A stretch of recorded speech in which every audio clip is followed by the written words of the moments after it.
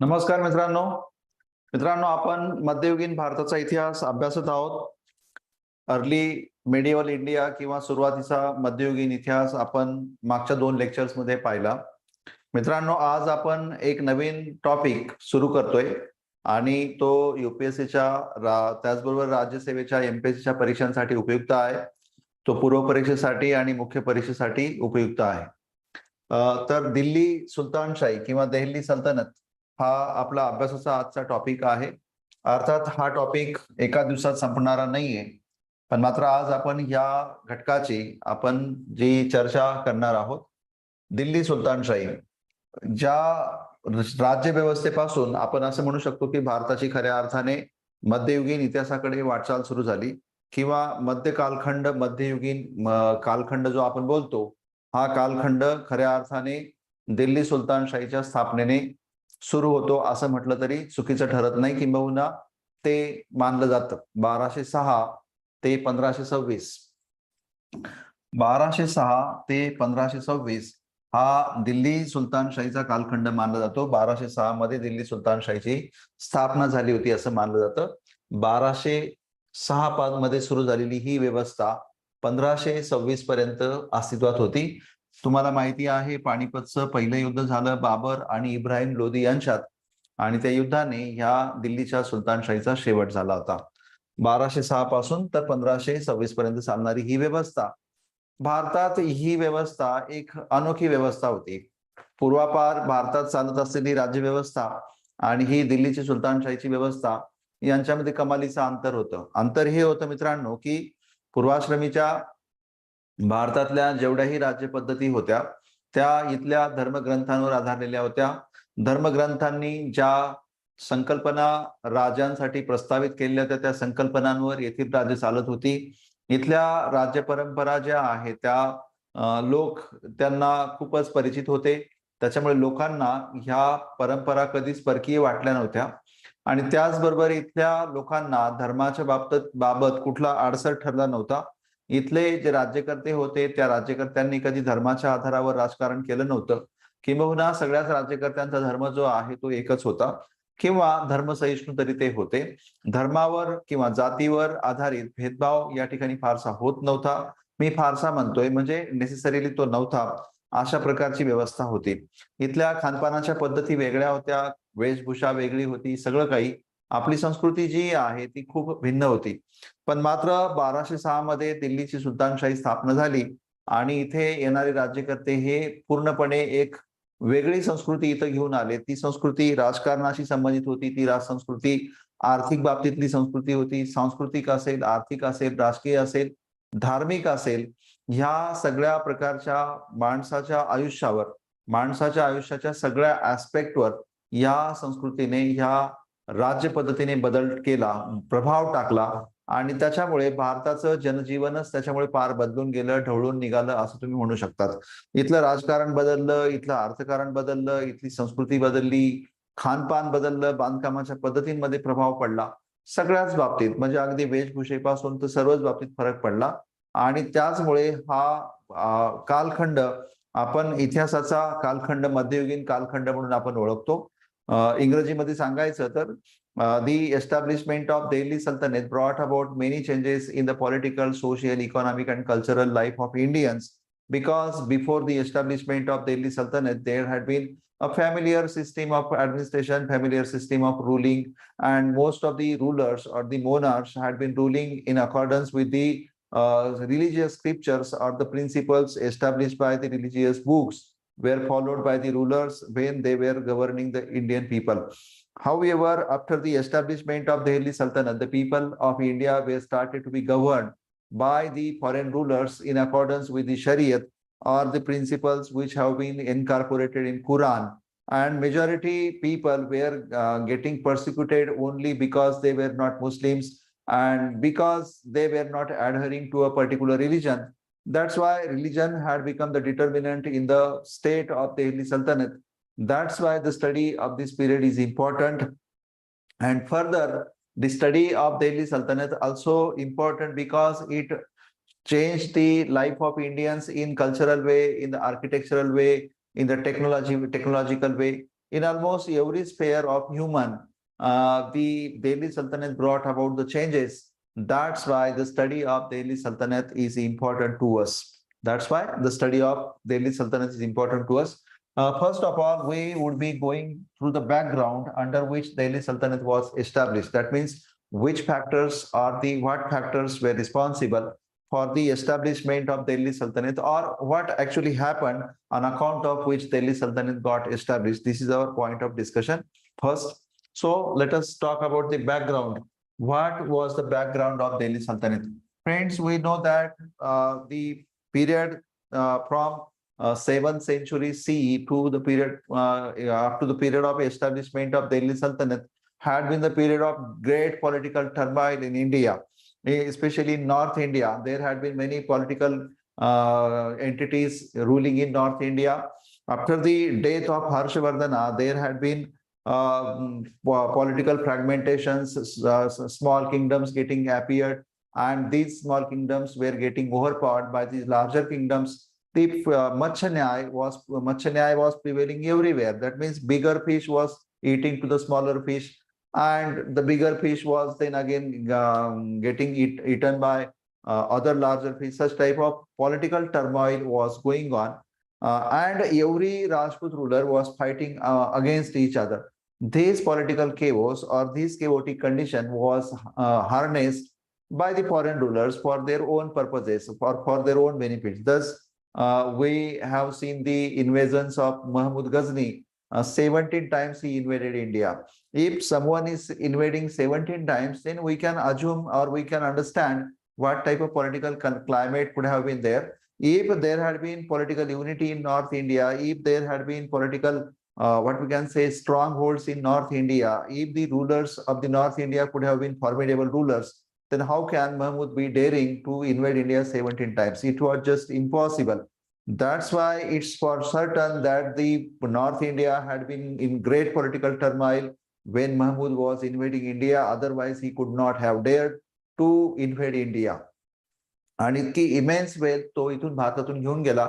म्हणजे मित्रांनो, हे सरळ सरळ आहे की भारतामध्ये त्यावेळेस खूपच मोठ्या प्रमाणात राजकीय पोकळी होती, आणि ह्या राजकीय पोकळीचाच लाभ महमूदने घेतला आणि त्याने भारतावर 17 आक्रमण केलीत. या 17 आक्रमणांच्या माध्यमातून कोणी पण सांगू शकेल की भारतात राजकीय एकता नव्हती, राजांमध्ये एकमेकांमध्ये वैर होतं, सगळे एकमेकांचे पाय ओढत होते. आजही आपण खेकड्यांचं उदाहरण घेतो, ते उदाहरण काही विनाकारण घेत नाही. या सगळ्या गोष्टींचा विचार आपण करतो. दिल्ली सुलतानशाहीची स्थापनेची ती एक पार्श्वभूमी आहे की ते असं वातावरण भारतात होतं, आणि महमूदने खूप मोठ्या प्रमाणावर भारतातून संपत्ती तर नेली. भले त्याला भारतात राज्य स्थापन करायचं नव्हतं आणि त्याला त्याच्या स्वारस्य पण नव्हतं, पण मात्र भविष्यातल्या आक्रमकांना त्याने एक वाट करून दिली, वाट दाखवून दिली, आणि हे दाखवून दिलं की इंडिया इज व्हल्नरेबल. इंडिया म्हणजे भारत जो आहे आक्रमकांसाठी एक चांगली भूमी आहे, हे त्याने एक प्रकारे दाखवून दिलं. आणि मित्रांनो, पुढे बघा, मोहम्मद घौरीची आक्रमण झाली, आणि मोहम्मद घौरीने पण मित्रांनो थोडी थाकणी नव्हे, तर त्याने सुद्धा जवळपास 6 ते 7 आक्रमण भारतावर केलीत. ही आक्रमण करणाऱ्यांची एवढी हिंमत होतच कशी होती? ही हिंमत होण्याची कारणच अशी होती की त्यांना इथे पराभूत करू शकेल अशी शक्तीच नव्हती. बरं, अशी शक्ती का नव्हती? कारण ती यामुळे नव्हती कारण इथले सगळे लोक एकमेकांमध्ये वाटले गेलेले होते. आज आपण खूप म्हणतो unity strength, united we stand, divided we fall. हे आपल्याला, मला असं वाटतं की जितकं कळलेलं आहे तितकं कदाचित जगातील बाहेरच्या लोकांना कळलं किंवा नाही सांगता येत नाही. पण we had been divided continuously. That's why we were getting defeated continuously, and that's why we were invaded continuously by the foreign entities. हे जे आहे हे आपल्याला आपण या निमित्ताने सांगता येऊ शकतं. मोहम्मद घौरीची जेवढी इन्व्हॅजन झाली, या इन्व्हॅजन्स मध्ये सुद्धा हेच दिसून आलं की India had not been a political unity, and India had been continuously getting fragmented. It was highly vulnerable to foreign invasions, and it was not capable to defend its what we can say invaders. And ultimately, it became the prey of the foreign invasions of Muhammad Gauri in the 12th century, in the last quarter of the 12th century, and in the first quarter of the 13th century.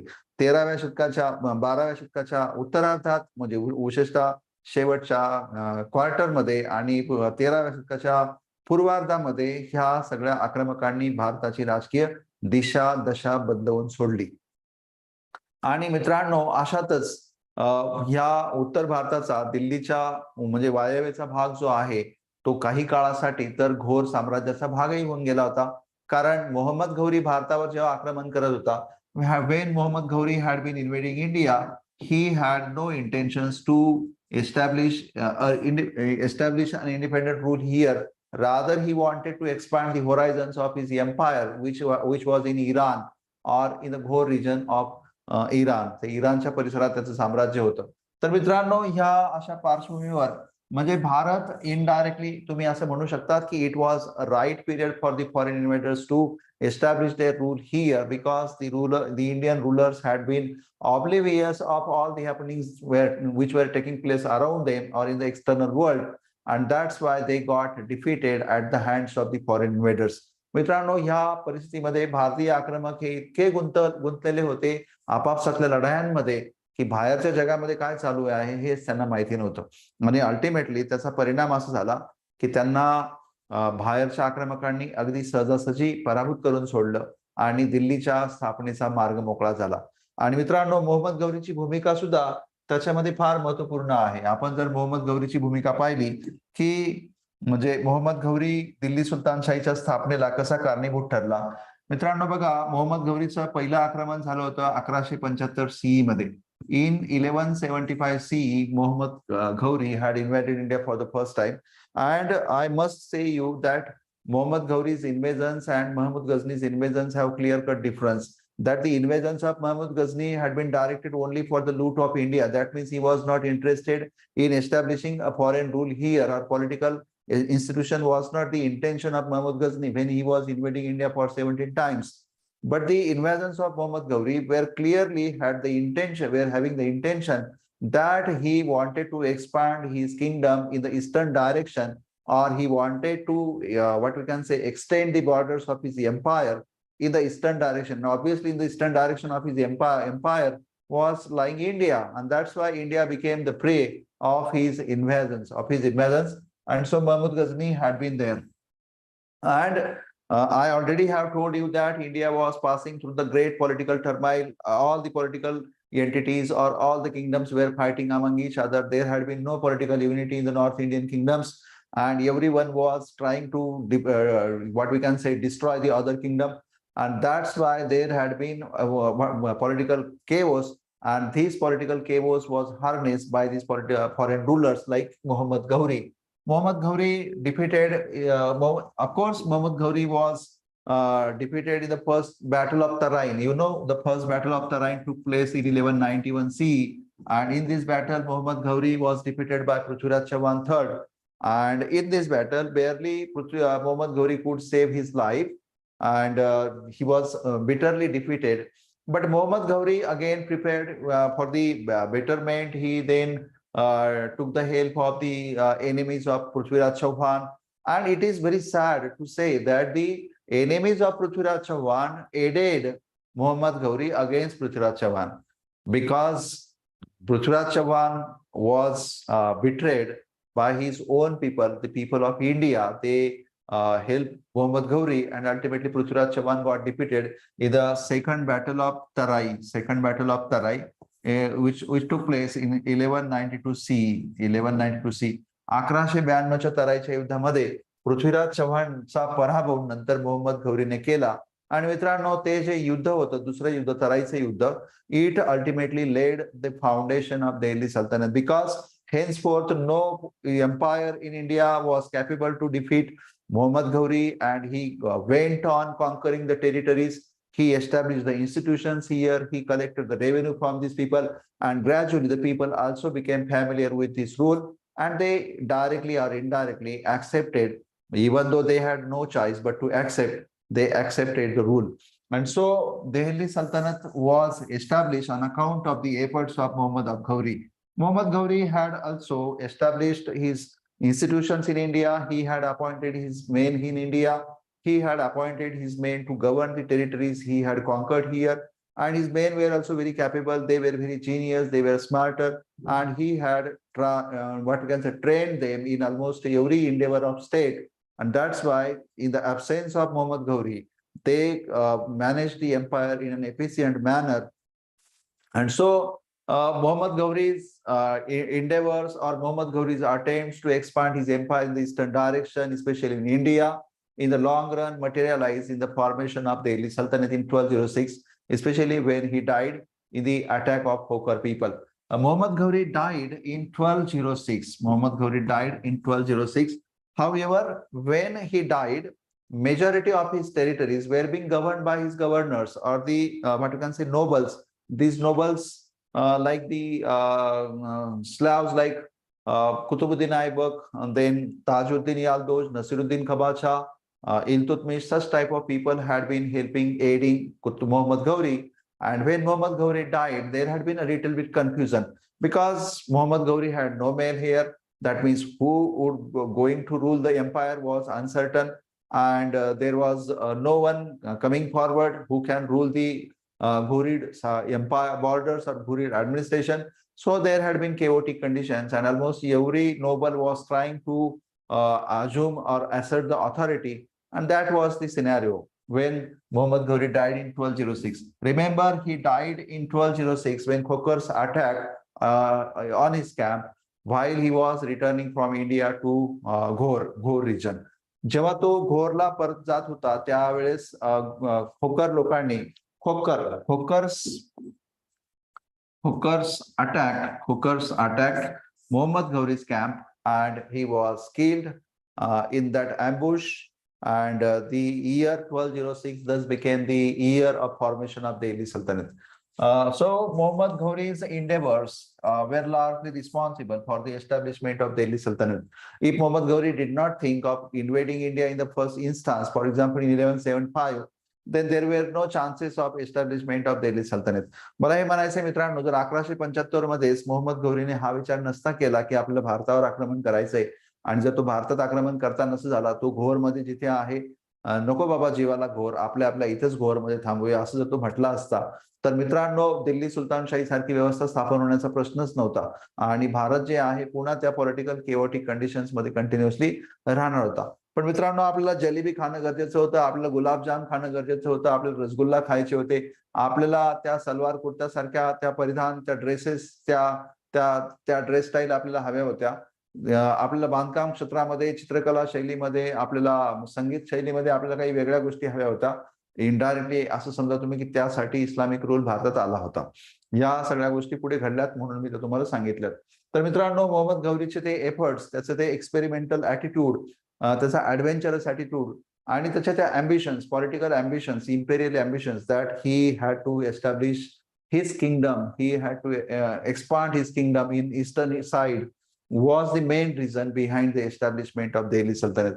Then friends, Qutbuddin Aibak was also a great role player, because Qutbuddin Aibak's efforts are immense in this direction. Rather, we can say that if there had been no Qutbuddin Aibak, or there had been no man like Qutbuddin Aibak, it could have been almost impossible to establish Delhi Sultanate. It was because Qutbuddin Aibak, Muhammad Ghori was able to win many battles. If Qutbuddin Aibak's efforts had not been there, even Muhammad Ghori could have been unsuccessful person. हे सत्य आहे मित्रांनो. जर कुतुबुद्दीन ऐबकही नसता तर मोहम्मद घौरी पण successful झाला नसता. इतके एफर्ट्स कुतुबुद्दीन ऐबकने घेतलेले होते, आणि त्याच कारणामुळे कुतुबुद्दीन ऐबक जो आहे तो एक सक्सेसफुल व्यक्ती होता, किंबहुना त्याच्या एफर्ट्सनी दिल्ली सल्तनत जी आहे एस्टॅब्लिश केली होती. या कुतुबुद्दीन ऐबकने नंतरच्या काळामध्ये ठीक आहे की तो दिल्ली सुलतानशाहीचा फाउंडर झाला, लाहोरला त्याची कॅपिटल त्यांनी एस्टॅब्लिश केली, त्याने मग त्या सगळ्या एम्पायरमध्ये कुठेतरी पीस एस्टॅब्लिश करण्याचा प्रयत्न केला. पण मित्रांनो बघा, त्याचं जर एफर्ट तुम्ही विचारात घेतलं, फर्स्ट बॅटल ऑफ तराई जे की 1190 फर्स्ट बॅटल ऑफ तराई 1191 मध्ये झालं होतं, 91 सी मध्ये. No doubt this battle was defeated for them, and they were what we can say barely saved their lives, but it was Qutbuddin Aibak, on account of him Muhammad Ghori could save his life. Also, if we talk about the second battle that took place in 1192 CE, it was Qutbuddin Aibak who had played a great role in this battle, and that's why Muhammad Ghori had been successful. Also, if we talk about the battle of 1194, that was the battle of Chandawar. Battle of Chandawar, battle of Chandawar, battle of Chandawar. Battle of Chandawar is also important battle. In this battle, Muhammad Gauri had defeated Jaichand Rathod, and in the defeat of Jaichand Rathod, Kutubuddin Aibak's role was of immense importance. Rather, the historians say that Kutubuddin Aibak's presence was almost like the spinal cord for the body. In the same manner, Kutubuddin Aibak's role was in the life of or in the what you can say administrative policies of Muhammad Gauri. Almost he could have been paralyzed being if Muhammad Kutubuddin Aibak had not been there. This was the immense thing. And further, Kutubuddin Aibak, when Muhammad Ghori died in 1206, Kutubuddin Aibak very smart. Kutubuddin Aibak was very smart. He did not ostensibly showed his what we can say intentions that he wanted to establish his own dynasty.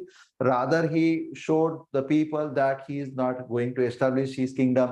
He is not going to declare his independence. Rather, he is very serious about his what we can say master's empire. He is concerning about the master's empire, and he ruled as if he is ruling for Muhammad Gauri. So he did not issue any coins. He did not declare himself sultan. He did not wear any royal insignia so that people may assume that he has become the sultan.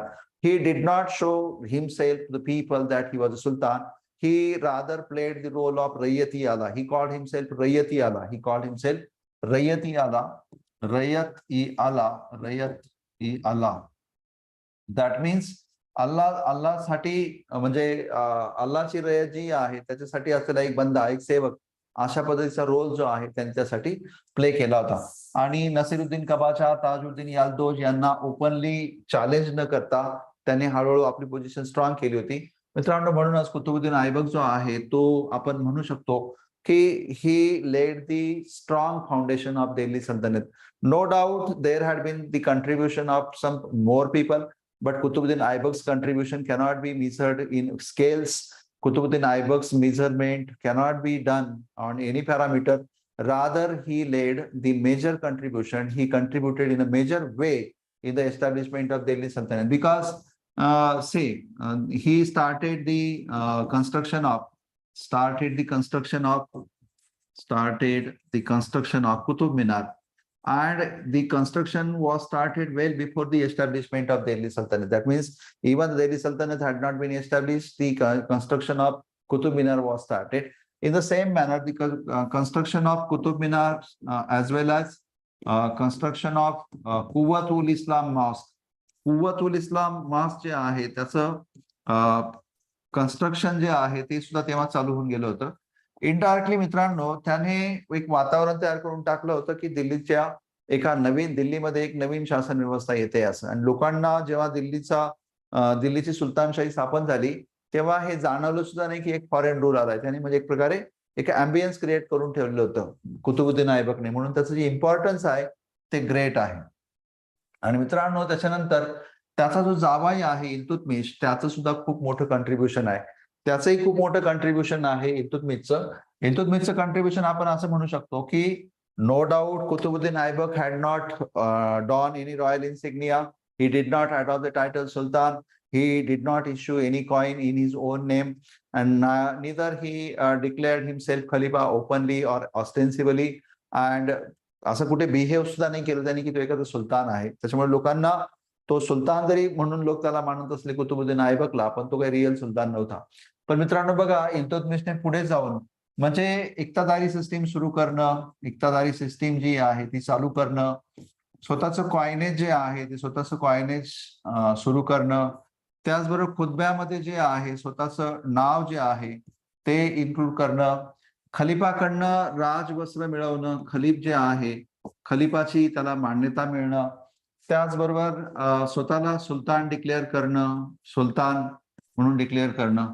आणि ह्या इक्तादारीला तर आपण महत्व देणंच गरजेचं आहे. ह्या कॉइनेजमध्ये टकासारखं coin जे आहे, टकासारखं कॉइन सुरू करणं. मित्रांनो ह्या गोष्टी जर का पाहिल्या तर ह्या इंडिपेंडन्सच्या गोष्टी आहेत. ह्या गोष्टी ज्या आहेत यांच्यातून इंडिपेंडन्स दिसतं की तो व्यक्ती जो आहे आपलं स्वतःचं एक वेगळं अस्तित्व दाखवण्याचा प्रयत्न करतोय. आणि त्याच कारणामुळे आपण ह्या इल्तुतमिशला दिल्ली सुलतानशाहीचा रिअल फाउंडर आपण मानतो. खलिफाने त्याला मित्रांनो 1229 मध्ये इन्व्हेस्टिचर पाठवलं होतं, राजवस्त्र पाठवली होती, त्यावरून आपण म्हणू शकतो. त्याचबरोबर इल्तुतमिशने इक्तदारी पद्धत सुरू करून एक ऍडमिनिस्ट्रेशन जे आहे ते एफिशियंट करण्याचा प्रयत्न केला होता. स्वतःला सुलतान हे टायटल अडॉप्ट केलं होतं, ते एकदम आहेच. आणि राज्यकर्ता स्वतंत्र असला तरच शक्यतो तो नाणी ढाळायचा, आणि त्याचं नाणं जे आहे ते आपल्याला माहिती आहे. खुतब्यामध्ये त्याचं नाव जे आहे ते म्हटलं जात होतं, आणि त्याने त्याला सपोर्ट करणाऱ्या काही गुलामांचा त्याने स्थापना पण केली होती. तुर्का आणि चालिसा म्हणून जो गुलामांचा संघ होता तो त्याने स्थापन केला होता. तर अशा प्रकारे इल्तुतमिश, शमशुद्दीन इल्तुतमिश त्याचं नाव आहे, हा रिअल सेन्स मध्ये दिल्ली सुलतानशाहीचा फाउंडर आहे.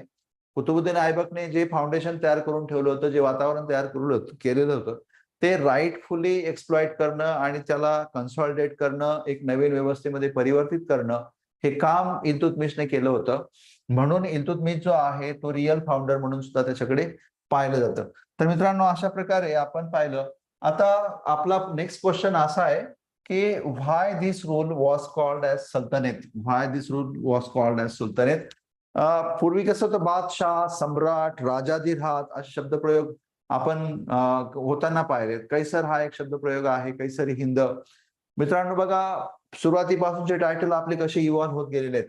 म्हणजे राजा हे टायटल होतं. राजा, महाराज, महाराजा, महाराजा, महाराजाधिराज, महाराजाधिराज, त्याचबरोबर राजाधिराज, राजाधिराज, अशा प्रकारचे टायटल्स आपण पाहतो. ह्या प्रकारची टायटल्स आपण पाहिलेत. राजा, महाराजा, राजाधिराज, महाराजाधिराज, अशा प्रकारची टायटल्स आपण पाहिलेत. मित्रांनो, त्याच्यानंतर पुढे जाऊन हे दिल्ली सुलतानशाहीचे लोक जेव्हा आले, ते स्वतःला सुलतान ही पदवी धारण करायला लागलेत. सुलतान, त्यांनी स्वतःला सुलतान हे टायटल धारण केलं होतं, आणि म्हणून त्यांना जे आहे ते स्वतःला सुलतान म्हणत, म्हणून त्यांना आपण सुलतान, त्या व्यवस्थेला आपण सुलतान म्हणतो. आणि मुघलांच्या काळात बघा, ते स्वतःला बादशाह म्हणत. मुघल लोक जे आहेत, मुघल राज्यकर्ते स्वतःला बादशाह किंवा शहेनशाह असं म्हणत. आणि इकडे हे लोक जे आहेत यांच्या काळातच सम्राट, म्हणजे अगदी प्राचीन काळात जर पाहिलं तर सम्राट, विराट, एकराट अशा प्रकारच्या पदव्या ते लावत होते. मित्रांनो बघा, हे भारतीय लोकांच्या पदव्या आहेत, राजांनी स्वतःला घेतलेल्या. ह्या दिल्ली सुलतानशाहीच्या लोकांनी घेतलेली पदवी होती सुलतान. आणि ही मुघलांनी घेतलेली पदवी होती. म्हणजे हे दिल्ली सुलतानातचे वेगळे लोक होते, हे बादशाह स्वतःला पदवी लावणारे मुघल लोक होते, आणि हे भारतीय राज्यकर्ते होते. तुम्ही जर पाहिलं, ह्या 3 प्रकारच्या राज्यव्यवस्था भारतामध्ये होत्या. तर मित्रांनो, ह्या आपल्या लोकांनी, म्हणजे प्राचीन काळातल्या लोकांनी सम्राट, एकराट, विराट असे शब्द वापरलेले होते. मध्ययुगात आलेले आपले जेवढे सुलतान होते, या सुलतानांनी सुलतान हे टायटल घेतलं होतं राज्यकर्त्यांनी, म्हणून त्यांना जनरली सुलतान, त्यांची व्यवस्था जी आहे ती सुलतानशाही म्हणून घेतात. आणि आपले अकबर, बादशाह किंवा हुमायून, जहांगीर या लोकांचं जर का पाहिलं तर यांनी स्वतःला बादशाह, शहेनशाह अशा प्रकारच्या पदव्या घेतलेल्या होत्या. तर ह्या व्यवस्थेला सुलतानेत म्हणण्याचं कारण किंवा सुलतानशाही म्हणण्याचं कारण असं आहे की त्यांनी स्वतःला सुलतान हे पदवी धारण केलेली होती, आणि सुलतान म्हणून ते कार्य करायचे. बघा मित्रांनो, सुलतान म्हणून असणारा पहिला व्यक्ती आपण ऑलरेडी डिस्कशन केलेलं आहे की सुलतान महमूद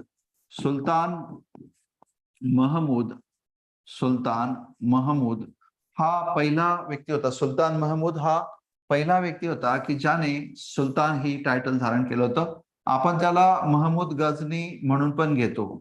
महमूद गझनी असं त्याचं नाव घेतो. महमूद गझनी हा सुलतान टायटल धारण करणारा पहिला व्यक्ती होता. सुलतान हे पद धारण करणारा पहिला व्यक्ती होता. आणि नंतर मग तुम्ही जर पाहिलं दिल्ली सुलतानशाहीमध्ये, तर हे पहिली पदवी ज्याने सुलतान म्हणून धारण केली होती तो होता इल्तुतमिश. आणि मग त्याच्यानंतर बाकीच्या लोकांनी प्रत्येकाने सुलतान हे टायटल धारण केलं होतं. पण तरी पण काही लोक असे पण होते मित्रांनो की ज्यांनी सुलतान ही पदवी धारण केली नव्हती. आपण ते पण लक्षात ठेवणं गरजेचं आहे. For example, the first ruler Qutbuddin Aibak did not ostensibly Kutubuddin Aibak,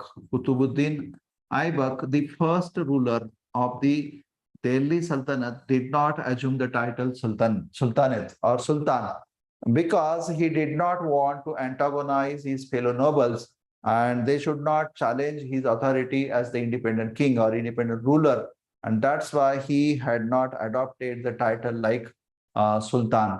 मग त्याऐवजी मी तुम्हाला म्हटलं त्याने कोणतं टायटल धारण केलं होतं. त्यांनी टायटल धारण केलं होतं रयत ई आला. रयत ई आला was the title adopted by him instead of sultan. त्यानंतर बघा मित्रांनो, दुसरा कोण व्यक्ती होता की ज्याने ते टायटल धारण केलं नव्हतं.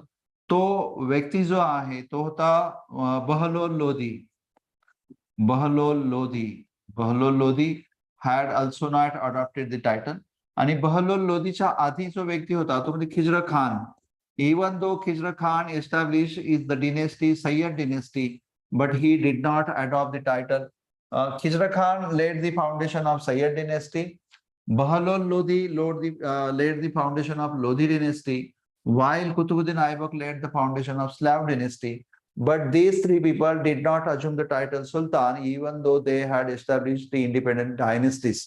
पण काही लोक होते पण असे मी तुम्हाला म्हणतोय की ज्यांनी सुलतान ही पदवी घेतली नव्हती. बाकीच्यांनी मात्र सुलतान पदवी घेतलेली होती. And that's why this rule is called as sultan. म्हणूनच त्यांच्या या व्यवस्थेला सुलतानशाही असं म्हणतात. मित्रांनो, सुलतान मात्र काय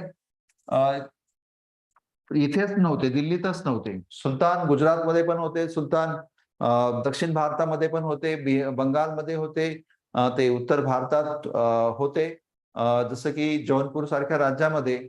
पण मग दिल्लीचे सुलतान मात्र जास्त वेगळी परिचित संकल्पना आहे, दिल्ली सुलतानशाही. तर मग आपल्याला ते बघायचंय की याला दिल्ली सुलतानशाही का म्हणतात. या व्यवस्थेला दिल्ली सुलतानशाही म्हणण्याचं कारण काय आहे. दिल्लीची सुलतानशाही मित्रांनो बघा, दिल्लीची सुलतानशाही पण होती, गुजरातची सुलतानशाही होती, माळवाची सुलतानशाही होती, माळवाची खानदेशची सुलतानशाही होती, खानदेश बंगालची सुलतानशाही होती, खानदेश. तुम्ही पाहिलं तर अहमदनगरचे राज्यकर्ते होते किंवा कुतुबशाहीचे राज्यकर्ते होते. हे लोक सामान्यपणे स्वतःला ते सुलतानच पद धारण करत होते. सुलतान म्हणून त्यांच्या व्यवस्थेला आपण सुलतानशाही म्हणतो. पण मात्र आपला जो रोख आहे, आपला रोख हा मुख्यत्वे दिल्ली सुलतानशाहीशी संबंधित आहे. की आपला क्वेश्चन आहे की why it was called as Delhi सल्तनत. Why it was called as Delhi सल्तनत. मित्रांनो बघा, जर बघायला गेलं तर ह्या दिल्ली सुलतानशाहीची स्थापना म्हणजे ती लाहोरला झाली होती. जर बघायला गेलं, दिल्ली सुलतानशाहीची स्थापना लाहोरला झाली होती. लाहोर, आता जर तुम्ही पाहिलं 1206, तर 1206 मध्ये त्याची कॅपिटल एस्टॅब्लिश केली त्याने लाहोरला. मित्रांनो बघा, जर्नी कसं झालेलं. लाहोरवरून 1210 मध्ये इल्तुतमिशच्या काळात मध्ये जी आहे ती दिल्लीला एस्टॅब्लिश झाली. दिल्ली पासून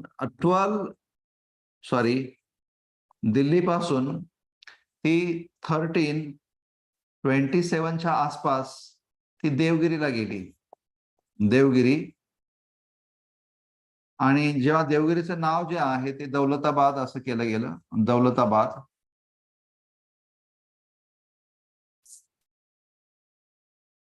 Devgiri,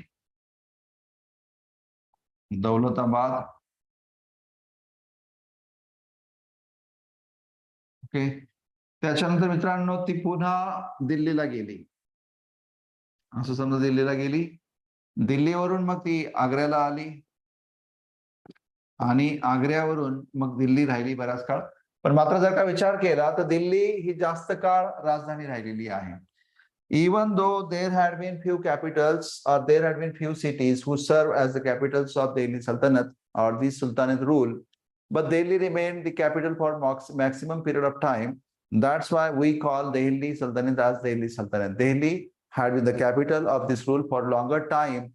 Hence, Delhi Sultanate is the name given to it. Otherwise, at that time, they were not calling themselves the Delhi Sultanate. They were just calling themselves the Delhi Sultanate rule, and they declared themselves as the sovereign rulers at that time.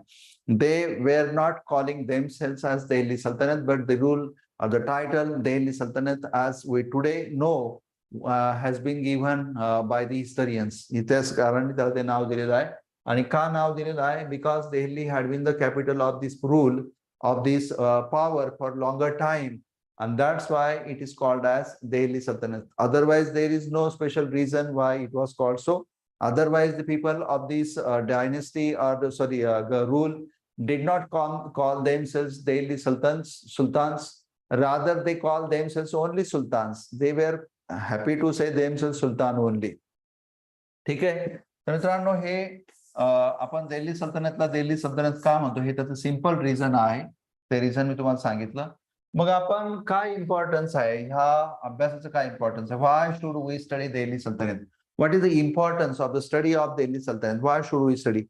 It is because, friends, before the establishment of Delhi Sultanate, there had been different political conditions.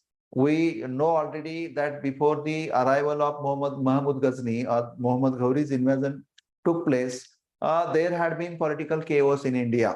The political chaos was so high and the political turmoil was so difficult that the people, common masses, were not having what we can say their share in the political what we can say proceedings or whatever political activities were being played. All these activities as if played by the rulers only, and the rulers were just ruling on their own whims. They were just, what we can say, submerged in their own political ambitions, forgetting what woes or what problems are faced by the people. They were not concerning the grievances of the people, not addressing the grievances of the people. Thus, the people were highly vulnerable. Thus, the plight of the people was very bad, and their concern was not addressed by anyone. Such a condition had been there. So we cannot blame the foreign rulers that they invaded India, they established their kingdoms.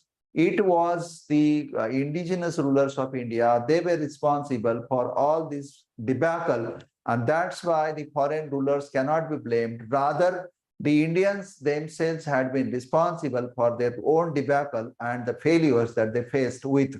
So Indian masses were very helpless. They were just paying the tribute in the form of land revenue to the people, and they did not feel any difference whether the ruler is Indian or the ruler is foreigner. They were just forced to pay the revenue.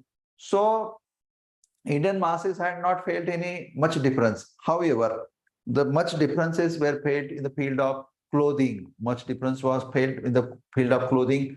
Much difference was felt in the field of cuisine or the food habits, because the sultans brought with them many different food habits like kebab, biryani, samosa, such type of things, pakoda, such type of things were brought by sultans, and the salwar kurta, such type of dressing or dressing code was brought by them.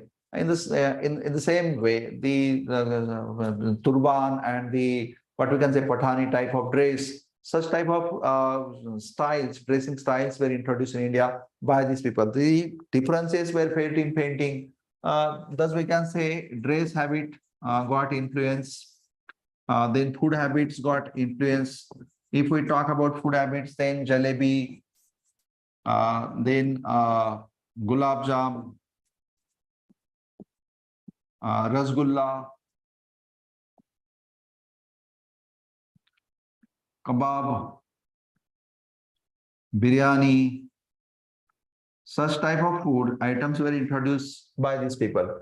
Dress, then architecture also witnessed the changes, architecture, and then painting also witnessed the changes, music, society, many new castes appeared on account of convergence, on account of intercaste marriages, interreligious marriages, different castes, different professions appeared. So Indian society's original structure, original nature got transformed in a dramatic manner, and it became the new society, it became the new culture, it transformed into the new culture. So this change took place during this time, and hence we are required to study the Delhi Sultanate. Then friends, who ruled under Delhi Sultanate? That means who were the rulers? We have talked about the Slav or Mameluke dynasty. It was established by Kutubuddin Aibak. आपण आताच बोललो की कुतुबुद्दीन ऐबक हा त्याचा संस्थापक होता मामेलुक दिनीचा. कुतुबुद्दीन ऐबक हा या डिनेस्टीचा फाउंडर होता, कुतुबुद्दीन ऐबक. आणि ही डायनेस्टी जी आहे 1206 पासून तर 1290 पर्यंत जी आहे ती राज्य करत होती. हे आपल्याला माहिती पाहिजे. ही फर्स्ट डायनेस्टी होती. ह्या डायनेस्टीने राज्यकारभार केला होता. मित्रांनो, ह्या डायनेस्टीचा 1290 मध्ये शेवट झाल्यानंतर 1290 मध्ये एंड झाल्यानंतर 1290 मध्ये ही खालची डिनेस्टी निर्माण झाली होती आणि ती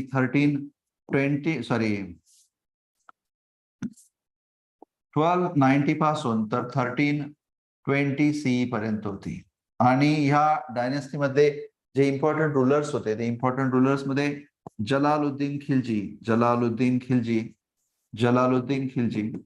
आणि अल्लाउद्दीन खिलजी हे इम्पॉर्टंट रूलर्स होते. अल्लाउद्दीन खिलजी अँड जलालुद्दीन खिलजी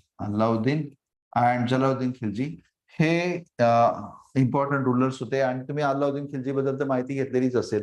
त्याच्यानंतर मित्रांनो, याच्यामध्ये तुघलक डायनेस्टी पण होती. तुघलक डायनेस्टी जी आहे, तुघलक डायनेस्टी बद्दल बोलायचं तर गियासुद्दीन तुघलक. त्याचबरोबर सगळ्यात फेमस नाव तर मित्रांनो आपल्याला मोहम्मद बिन तुघलक आहे. मोहम्मद बिन तुघलक, ज्याला UPSCचे लोक MBT पण म्हणतात. मोहम्मद बिन तुघलक, ज्याला वेडा मोहम्मद म्हणून पण ओळखलं जातं, ज्यांनी राजधानी ट्रान्सफर केली होती दिल्लीवरून देवगिरीला. तर हा गियासुद्दीन तुघलक, मोहम्मद बिन तुघलक आणि फिरोज शाह तुघलक सारखे जे लोक आहे या ठिकाणी निर्माण झाले होते. आणि मित्रांनो, ह्या सय्यद डिनेस्टीचं जर पाहिलं, Khizr Khan was the founder of this dynasty. आणि लोधीचं जर पाहिलं तुम्ही, Bahlol Lodi was the founder of this dynasty. आणि जर का तुम्ही पाहिलं, तुघलकांचा कालखंड जो आहे 1320 पासून तर 1414 पर्यंत होता. सय्यदांचा 1414 पासून तर 1451 पर्यंत होता. आणि दिल्ली सल्तनत मधले लोधी जे आहे ते 1451 पासून तर 1526 पर्यंत होते. पानिपतच्या युद्धामध्ये मारला गेलेला इब्राहिम लोधी हा त्यांचा सायन होता, त्यांचाच राज्यकर्ता होता. तर अशा पद्धतीने ह्या घराण्यांनी राज्य केलेलं आहे. मित्रांनो, तुघलक डायनेस्टी मधले, सय्यद मधले आपण महत्वाचे लोक पण घेतलेत. एक प्रकारे आज आपण दिल्ली सुलतानशाहीची जी पार्श्वभूमी जी आहे त्या पार्श्वभूमीबद्दल बोललो. आता ह्या दिल्ली सुलतानशाही मधल्या ज्या वास्तविक डायनेस्टी ज्या आहेत, जसं की आपण पहिली डायनेस्टी जी आहे आपण स्लाव डायनेस्टी घेतली. या स्लाव डायनेस्टी बद्दल आपण बोलणार आहोत नेक्स्ट लेक्चरला. स्लाव डायनेस्टी और मामेलुक डायनेस्टी बद्दल आपण बोलणार आहोत. नंतर मग त्या डायनेस्टीमध्ये घडलेले जे पण रूलर्स होते त्या रूलर्स बद्दल, त्यांच्या कंट्रीब्युशन बद्दल आपण बोलणार आहोत एक्झामच्या पॉइंट ऑफ व्ह्यू. ह्या दिल्ली सल्तनत मध्ये त्या लोकांनी काय कंट्रीब्युशन दिलं याच्याबद्दलही आपण डिस्कशन करणार आहोत. आता मात्र आपण थांबूया. नेक्स्ट लेक्चर जे आहेत आपण दिल्ली सुलतानशाही मधल्या या स्लाव डिनेस्टी बद्दल ते आपण करूया. धन्यवाद मित्रांनो. थँक्यू.